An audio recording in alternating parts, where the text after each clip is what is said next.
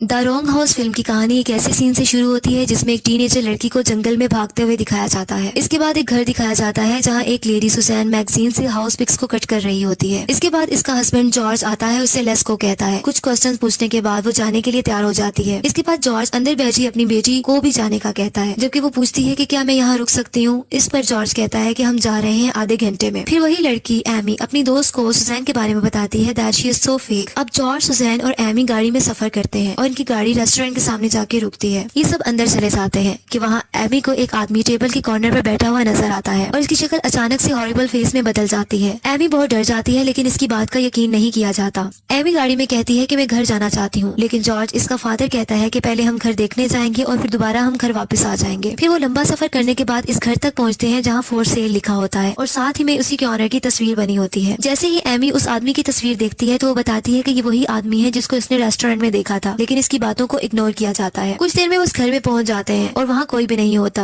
वहाँ एक स्पीकर होता है जिसमें से वेलकम की आवाज आती है और ये भी स्टेटमेंट बोली जाती है कि आप फ्रीली इधर उधर जाकर घर देख सकते हैं, और कहा जाता है कि स्पीकर के बटन को प्रेस करके वो इस अजीम जगह के बारे में जान और सुन सकते हैं। कुछ देर में वहाँ एक जीप आती है जिसमें एक दूसरी फैमिली होती है जो कि पहले ही इस घर को देखकर जा चुकी होती है। दोनों फैमिलीज का इंट्रोडक्शन होता है। इसके बाद जॉर्ज की फैमिली गाड़ी में बैठकर चली जाती है जंगल की तरफ। जैसे इनकी गाड़ी जा रही होती है कि इनके सामने एक लड़की आती है और जमीन पर गिरकर जख्मी हो जाती है। ये सब उतरकर उसको देखते हैं और पूछते हैं कि क्या वो ठीक है। इसके मुंह से खून बह रहा होता है और मुंह से अजीबोगरीब आवाजें निकालती है और बहुत ही मिस्टीरियस वे से अपने हाथ से एमी के चेहरे को भी टच करती है। इमीडिएटली सेकंड फैमिली की भी जीप पीछे से आ जाती है और इन सबको अपनी गाड़ी में बिठाकर ले जाते हैं। सब दोबारा इस घर के सामने चले जाते हैं जहाँ फॉर सेल लिखा होता है।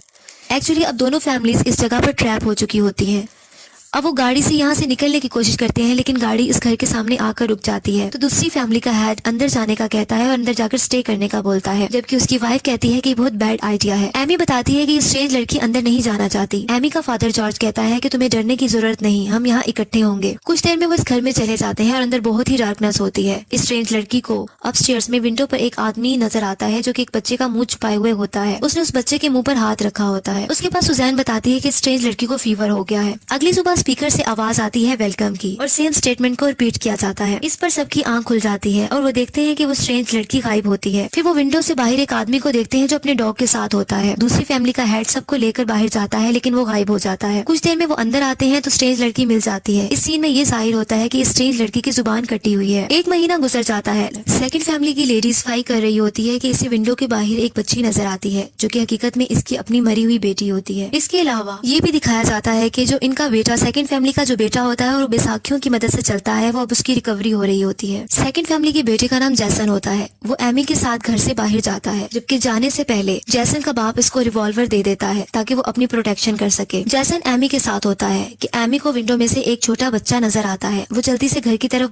भाग जाती है और अपने फादर को आकर बताती है कि मैंने एक बच्चे को देखा है। एमी के पेरेंट्स कुछ नोट्स और चीजें लेकर बैठे होते हैं और वहाँ एक पिक भी पड़ी होती है जहाँ उस बच्चे की तस्वीर होती है। तो एमी इसको पहचान लेती है और बताती है कि ये वही बच्चा है और सब अपस्टेयर्स की तरफ तेजी से जाते हैं लेकिन इस जगह कोई नहीं होता। जबकि डाउनस्टेयर्स में दूसरी फैमिली की लेडी एक बॉक्स ओपन करती है और इसमें से बहुत से पजल्स निकाल लेती है और इनको टेबल पर रख देती है। इसके बाद वो इन्हें सॉल्व करने का सोच रही होती है कि इसे पीछे से मम्मी की आवाज आती है। जब वो टर्न होकर देखती है तो इसकी छोटी बेटी, जिसको इसने विंडो से बाहर देखा था, वो इसके पीछे खड़ी होती है। वो औरत अपनी बेटी को गले लगा लेती है और इसकी पिन वगैरह सेट करती है। वो बच्ची कहती है कि मैं यहाँ नहीं रुक सकती और अपनी माँ के कान में विस्पर करती है। वो स्ट्रेंज लड़की सोफे पर लेटी सब देख रही होती है कि वो लेडी के पास कोई नहीं होता। वो एक्शन से किसी से गिले मिलने का कर रही होती है। अगले सीन में जंगल का व्यू दिखाया जाता है। इसके बाद डिनर टाइम होता है जिसमें से सुजैन कहती है कि मुझे पता है कि तुम कुछ जानती हो, लेकिन इस पर वो लेडी कहती है कि मैं कुछ नहीं जानती और मैं फॉल्ट पर नहीं हूँ। सुजैन उससे रूडली बात करती है जिससे वो बाहर चली जाती है। जैसे ही सेकंड फैमिली की लेडी बाहर जाती है तो वहाँ उसको अपनी बेटी दोबारा नजर आती है जो कि इसके कान में दोबारा विस्पर करती है। नेक्स्ट सीन में सुजैन को ख्वाब आता है जिसमें इसका हस्बैंड जॉर्ज को देखती है और वो बहुत वायलेंट होता है। इसके बाद वो सामने वाली कुर्सी पर वही आदमी रॉन को बैठा हुआ देखती है कि अचानक से सुजैन की आंख खुल जाती है और वो अपने हस्बैंड जॉर्ज से डर जाती है और कहती है कि तुम ऐसा नहीं कर सकते। डाउनस्टेयर्स से बैठी एमी पजल्स को जोड़ने की कोशिश कर रही होती है और फिर दूसरी फैमिली हेड आ जाता है और उसके पास खड़ी स्ट्रेंज लड़की से बहुत सारे क्वेश्चंस करता है। उसके बाद थोड़ा हाइपर हो जाता है। एमी का बाप इसे यकीन दिलाता है कि अंदर कुछ नहीं है, सब कुछ ठीक हो जाएगा और मैं तुम्हारे साथ कुछ नहीं होने दूंगी। अगले सीन में जंगल में एमी, सुजैन, जॉर्ज पहुंच जाते हैं और जैसन का बाप इनको पिस्टल दिखाता है और कहता है कि तुम एक एक करके निकलने की प्लानिंग कर रहे हो। एमी का फादर जॉर्ज बताता है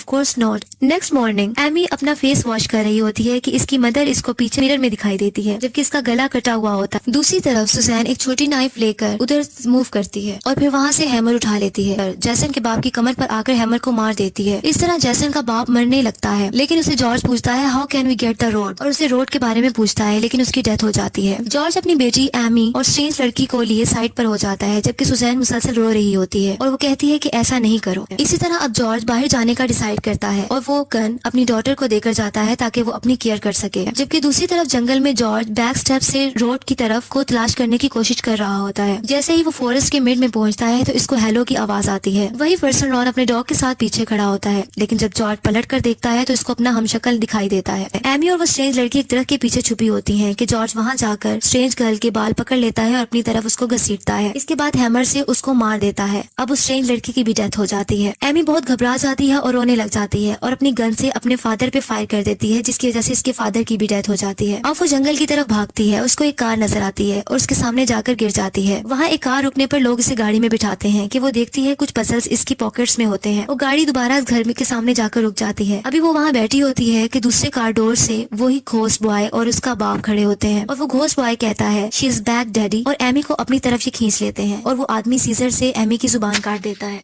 ये कम्प्लेक्स मूवी है जो बहुत से क्वेश्चन छोड़ती है। राइटर इस मूवी की एक्सप्लेनेशन पर कहता है कि बेसिकली ये सब मर्डर घोस्ट बॉय और घोस्ट मैन कर रहे होते हैं, ह्यूमन बॉडीज को पोज करके उनके दिमाग को साइकोलॉजिकल टॉर्चर करते हुए।